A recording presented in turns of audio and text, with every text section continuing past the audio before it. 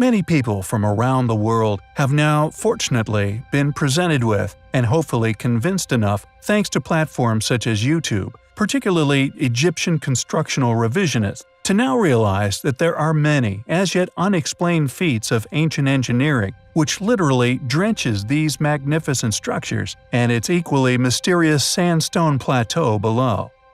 Yet we further expose many other indicative features, which were seemingly impossible feats of ancient engineering, which we hope has helped a lot of people to realize that there are many fallacies in historical doctrine, many gaps in academic and curricular understandings, many things dismissed with flaky strategies and theories which have again and again, thanks to modern computer engines, been proven as impossible maneuvers.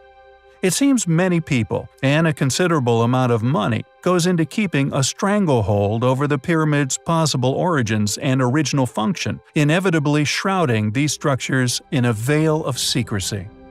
In addition to the original pyramid blocks and the enormous megalithic exoskeleton visible in a few obscure areas of the pyramid's lower regions, we have also in the past put forward the hypothesis that due to the advanced nature of many of the pyramid's casing stones and the drastic differences in ages they appear to be, all made with the same type of rock, thus to display such drastically different levels of erosion, is undeniably evidence of them being installed at many different times. Yet although claimed as being built within known history, no documentation of the installation of the blocks, or indeed any explanation as to how these pyramids were built, all remain elusive. Several different styles were put upon these monuments, we feel, at vastly different times within antiquity. We posit that they are clear proofs of a number of past civilizations' conservation efforts, but due to these compelling and visible proofs, one has to consider that the Great Pyramid's origins are vastly more prehistoric than could ever be publicly accepted, and due to these features having seemingly survived due to what we suspect was a number of considerable efforts to shield them from the environment by a number of different, extremely ancient, yet all highly capable, yet now lost civilizations, which we have identified in previous work as that of the Cyclopean civilization and the Polygonal civilization. But I digress. Many of you who have donated towards the channel and to reserve a book may be wondering when the channel's accompanying books will be published. However, I assure you, Mystery History intends to go in depth regarding his and other findings surrounding not only the ancient pyramids, but also the many other compelling, seemingly impossible ancient legacies found throughout Giza's plateau and many museums, and many other controversial sleuth-gathered factors from throughout antiquity, creating the type of evidence-driven, visually illustrated examinational content in which the books will be exclusively focused upon. All of these factors are reasons why the books will not be written hastily. As my knowledge grows, so does my understanding of what makes ancient ruins so enigmatic, and I believe the larger my research, the better the go-to guides will eventually be. I just wanted to reassure you that Mystery History has not forgotten about any of you. Returning to our opening statement, however, many are now aware that there does not exist a valid explanation for the construction of the pyramids. Even if one had unlimited slaves, it is not a case of muscle, but rather a lack of space in which to utilize such. Yet what many who have not explored Giza and the surrounding connected ruins on foot are often oblivious of the astonishing array of ancient temples, clearly dating from the pyramid builders, not only lost for eons in the sand of the Sahara, but has preserved some in astonishing conditions. Ancient Egypt, its great pyramids, its 8-sided Cheops, its incredibly well-preserved, once long engulfed temples, and the inexplicable stonework of ancient Egypt is but one of many areas from a world of ruins, which we not only intend to unravel as much as possible, but it is an investigational struggle which we find highly compelling. The Great Pyramids. Although undoubtedly one of the greatest ancient sites upon Earth, many feel that when these enigmatic structures are one day inevitably deciphered and their subsequent significance realized, This importance to the development of man will utterly eclipse that which has already been unraveled here upon our planet. It is a site that we predict will encounter numerous astonishing discoveries that will undoubtedly be played down or discredited by mainstream academia and media alike. Interestingly, however, regardless of our suspicions, an international research group's finds have seemingly been shared worldwide by the same organizations we so often find ourselves here upon our channel accusing of conspiracy. This research team apparently applied methods of theoretical physics to the site in an effort to investigate the electromagnetic response of the Great Pyramids to radio waves, in an exercise reminiscent of those which unraveled astonishing characteristics of the Bosnian pyramids, has produced results that, predictably, since their discovery, scientists have stated were supposedly predicted under certain resonance conditions. They now state that the pyramid was predicted to concentrate electromagnetic energy in its internal chambers and under the base. This supposed initial prediction was made regardless of the fact that not a single claim to these events had ever been made within a single thesis funded by academia. Conveniently, this research group plans to use the theoretical results to design nanoparticles capable of reproducing similar effects in the optical range. Such nanoparticles may be used to develop sensors and highly efficient solar cells. The study was published in the Journal of Applied Physics. It seems to us that those in control of the production lines of mankind are seemingly aware of the technological prowess of the Great Pyramids, yet appear to be suppressing such discoveries in favor of financial control. In other words, the people who have permitted the release of these finds are the same people controlling the flow of information and technological development of our species. Quote, "The Egyptian pyramids have always attracted great attention. We as scientists were interested in them as well, so we decided to look at the Great Pyramid as a particle dissipator of radio waves resonantly. Due to the lack of information about the physical properties of the pyramid, we had to use some assumptions. For example, we assumed that there are no unknown cavities inside, and the building material had the properties of an ordinary limestone, evenly distributed in and out of the pyramid. With these assumptions made, we obtained interesting results that can find important practical applications," says Dr. S.C. Andrei Evluchin, scientific supervisor and coordinator of the research. "We feel the research is dubious, not only due to the fact that it has been shared within the same mainstream media, who we feel have for a long time been funded to tell an entirely different story, but also due to the attempted conviction that there are no chambers left to be uncovered within the pyramid. Is there something within the pyramid that, no matter how hard certain powers try, they cannot seem to hide? Is this the reason for this conclusion and subsequent research being so widely covered? We find the discovery and subsequent coverage to be highly suspicious." The Queen's Chamber, which lays within the Great Pyramid of Khufu, more commonly known as Cheops, has astonished, shocked, and mystified Egyptologists since its mysterious existence was discovered.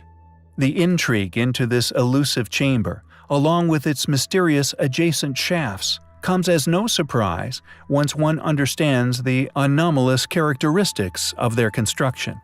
As we have already covered before, massive cover-ups have been suspected as taking place surrounding this mysterious chamber since its discovery. Strange shaft tunnels, set at a 45-degree incline no larger than 20 centimeters in diameter, run away from this room, and no one seems to know why. Not only would these ancient shafts require being hermetically sealed during the pyramid's construction to stop them from becoming blocked, but the excruciating effort that would have gone into making them becomes all the more of a confusing undertaking once you realize they were not even connected to the chamber, but hidden 40 centimeters away from entering the tomb within the walls, completely invisible from the inside of the burial room located deep within the structure. Cheops noticeably being the only pyramid to have ever been constructed with such shafts, making their addition a popular mystery within Egyptian history. One leads out from the subterranean chamber, two lead out from a termination point some 40 centimeters from the wall of the so-called Queen's Chamber, or now popularly suspected to be that of an alien tomb among ancient alien specialists, and two from the King's Chamber above. Here is where our story becomes interesting. Rudolf Gantenbrink, famous for actually discovering the blocking door within one of the Queen's Chamber shafts, which could lead to an as-yet undisclosed tomb, has also made other curious discoveries within the Great Pyramid. Discoveries which could only be explained by modern covert explorations of tunnels that were supposedly to that point unexplored. Gantenbrink's cache being but one example of these mysterious finds, deep within the tunnel systems in the royal chamber, at a 90-degree turn going vertically upwards, a pile of papers, possibly wrapped artifacts, weighed down with a small piece of timber or stone, possibly another artifact, was discovered by Gantenbrink's robot. Also, during initial location attempts to find access tunnels leading to the Queen's Chamber, several blocking stones required removal. After the removal of the seventh block, a modern-era hexagonal steel rods were discovered discarded upon the tunnel's floor. Each section of the hexagonal steel rods measures 2.7 meters in length and was fitted with a round socket which allowed them to be joined to the next section. In one of the lower shafts in 1872, Wayneman Dixon found three more objects which could be considered proof of prior covert exploration of the mysterious northern shafts. A copper grappling hook about 5 centimeters in length, accompanied by a small gray-green stone ball and a broken-off piece of a square wooden slat or rod about 13 centimeters long, the wood would today be the most intriguing of his finds. These artifacts, suspected to be remnants of the grave robber's tools, could have been carbon-dated, yet this fragment is the only one of the three to now be missing out of the London Museum's collection. Unfortunately, in his writings, Dixon doesn't say in which of the two lower shafts he actually found the objects, but he mentions them in connection with the northern one. Not only did these obviously highly intelligent people leave evidence of how they must have gotten in, but also traces upon the previous untouched ancient walls of the shafts within Cheops, clearly left by their previous robotic technologies. Other square metal rods have been recovered, along with other artifacts discarded within some tunnel systems deep within the ancient structures, meaning these guys got to the treasures way before we did. Interestingly, reported evidence of covert excavations continues to this day, heavy-duty electrical supplies discreetly running into and trailing deep into the pyramids have been noticed and photographed by some of the more astute tourists. Witnesses to the sounds of heavy machinery being used beneath the site is also frequently reported, yet rarely followed up. It seems it's not a question of whether brilliant minds have achieved the seemingly impossible in penetrating these secret layers, but more a question of how and what astonishing finds have possibly been kept concealed. Egypt. Undoubtedly, one of the most controversial places for modern history to try to keep the control of in regards to its origin, its true age, or original builder. When one either visits the Giza Plateau and is lucky enough to gaze upon these three great pyramids, or merely able to peer upon them through their computer screens, the first thing that will usually cross one's mind is awe and amazement. Yet this is often instinctually followed by an air of wonder, a curiosity as to how these miraculous structures were built, who could have possibly built them, and most importantly of all, why. Yet these questions, and indeed the pursuit of their answers, has been a mission for many well-funded deceptive individuals for many years to work very hard to distract you from either asking or pursuing as personal line of inquiry. For example, the golden mask of King Tut, along with the many other undoubtedly spectacularly valuable artifacts, encrusted with precious metals and jewels that can be seen littering Egypt in its many museums and in the mountains of literature, books, and touring exhibits, which are published, pushed, and permitted in regards to this spectacular area of human history. The arrival of the last of King Tut's chariots at the Gem, which stands for the Grand Egyptian Museum, late last month, was an exciting event for archaeologists worldwide and a source of pride for Egyptians. We moved today the sixth and the last chariot of King Tutankhamun from the military museum in the Citadel, which was there since 1987, to the Gem. So we were keen to show you the moving of this very nice artifact and the packing and unpacking professional method you are using by my colleagues in the ministry. The Tutankhamun exhibit, comprising about 5,000 pieces, will display for the first time all of Tutankhamun's artifacts in one place. Experts from around the world have been consulted on how best to preserve and display the collection. When museum workers accidentally knocked off the beard of King Tut's burial mask in 2015 and hastily glued it back on, there were fears that modern chemicals would cause permanent damage to the artifact. But scholars around the world put their heads together to save the golden mask. The museum will also be a venue for international conferences on Egyptology. There is something new always. We found out today in my talk the family of Tutankhamun through DNA, how Tutankhamun died. No one murdered him. My excavation in the Valley of the Monks that we are doing right now, important excavation looking for the tomb of Ankh-Amun. Maybe soon a tomb will be revealed in the Valley of the Monks or the West Valley of the Kings. Most of the artifacts in the Tutankhamun exhibit have been relocated from the Egyptian Museum in Cairo. Their new home is only about 2 kilometers away from the place where the young pharaoh's tomb was discovered in 1922.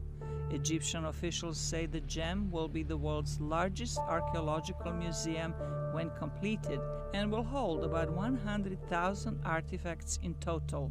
We have now 3,000 employees and workmen working inside the project.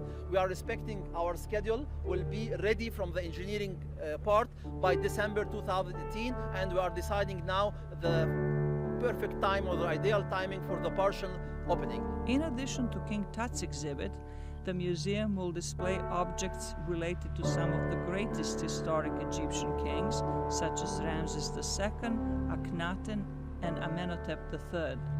The ancient Egyptians, although claimed as ingenious, were merely adaptive, just like the equally acclaimed Romans and Incas of Peru. These re-inhabitants merely rediscovered the creations of a far older, far more advanced predecessor, who I believe not only constructed these sanctuaries, which these well-studied ancient civilizations merely used to enable the flourishment of their own cultures, in turn leaving a smorgasbord of architectural artifacts for funded academics to excavate and subsequently parade around, usually bombarding many individuals with deep insights into their lifestyles, culture, and death practices, are yet, as I would have predicted, nearly always absent that which supports my posit. Any logical explanation or demonstration of how these people built these structures in which they once inhabited, like a void in their academic study, one which is not only consistently ignored and concealed by these same academics, but are unknown facts to all of modern humanity to this day. This mystery is a result of the incredible nature of these structures, the precision involved in their constructions, and the enormity of some of the stones used in the building of the structures.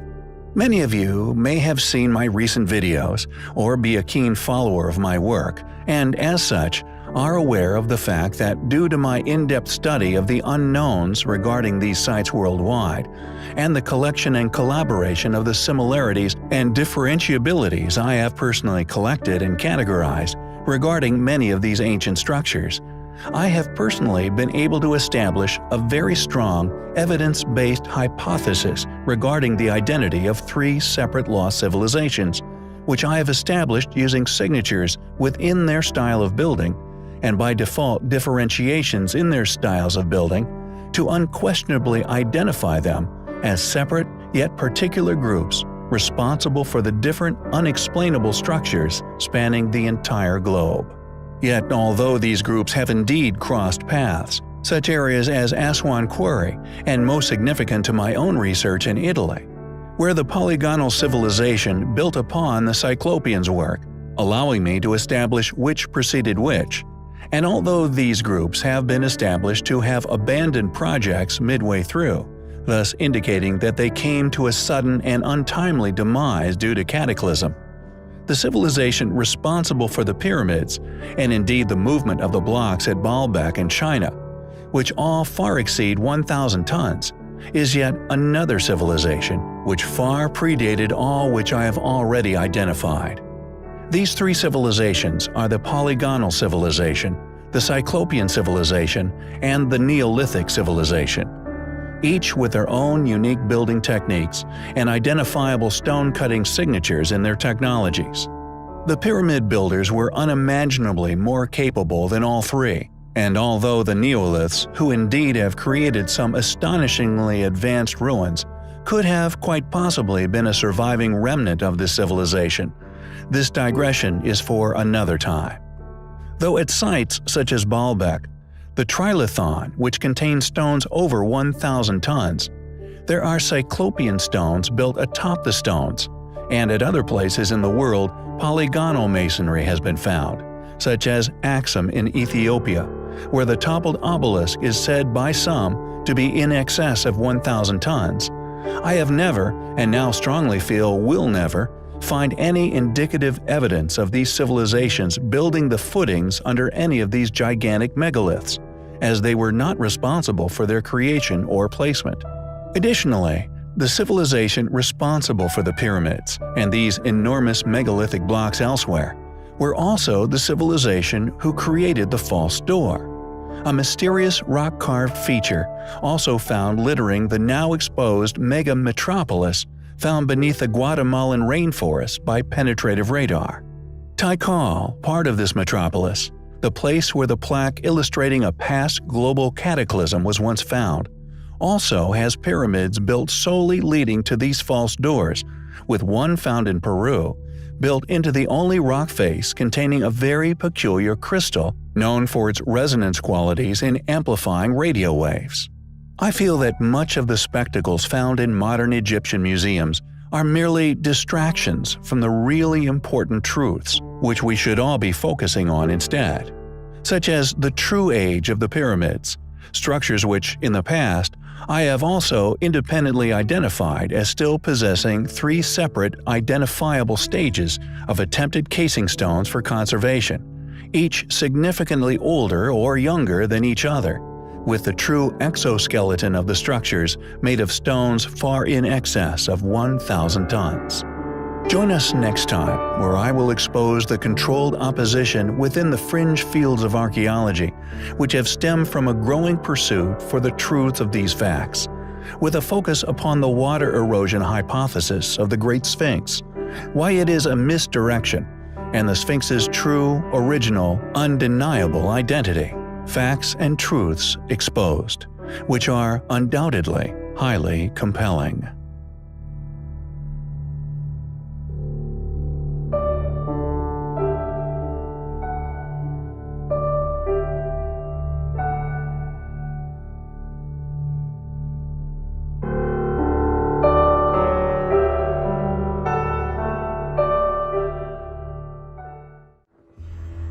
The treasury of Atreus, also known as the Tomb of Agamemnon, is an astonishing ancient structure found on the Paganitsa Hill, Mycenae, Greece, which, according to academia, dates back a mere 3,000 years. However, the supposed accomplishments of its bronze-wielding builders is predictably yet to be explained by those who have supposedly accurately dated the structure. Undoubtedly, the most compelling and thus contradictory feature of this build is the lintel. Along with other lesser-known megalithic blocks, which still litter the site, the structure's lintel found within the build is currently known to be the biggest ancient stone lintel in the world. This weight-bearing block, which bridges the door's opening, is still, regardless of clear erosion, an incredible 120 metric tons, an inconceivable weight for our ancestors placed a mere century ago, let alone our well-studied Bronze Age descendants, who are supposed to have been responsible for the quarrying and transportation of this ashlar stone, and then setting this enormous stone aloft more than 2 meters, perfectly placing it atop the structure's main opening.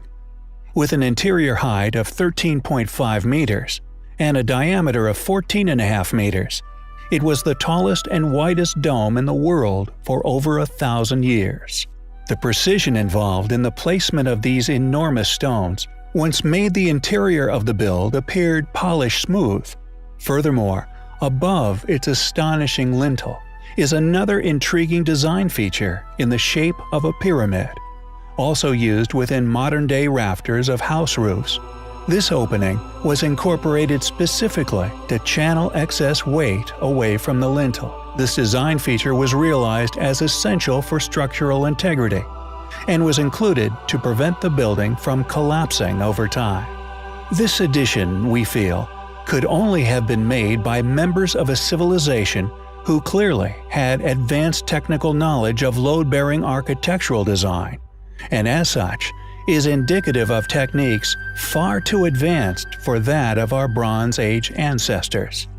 This space, which is known as a relieving triangle, is meant to funnel the weight of the structure off the lintel and into the sides, preventing the lintel from cracking due to pressure. Furthermore, there have also long been rumors surrounding the site that it was originally found to have had an interior decorated with pure gold. Do these features sound like the work of our well-studied developing ancestors? Or perhaps surviving work left by an accomplished group who were once part of an advanced, technologically capable civilization? We believe that the evidence found at the structure is simply unexplainable when attributed to a primitive people. As such, it is highly likely that the currently attested opinions in regards to its construction are inaccurate and seemingly conspiratorial. How did an ancient people incorporate such enormous stone blocks into their long-lasting precision builds without the involvement of advanced weightlifting technologies? How can certain fields of authoritative study expect critical thinking individuals to believe a purveyed account for the origins of such inexplicable ancient sites, and indeed the civilizations responsible being that of a group just beginning to understand the science of producing smelted bronze? How were they capable of such precision with such gigantic weight-bearing architecture? It is, understandably, a highly controversial ruin, which is clearly highly compelling.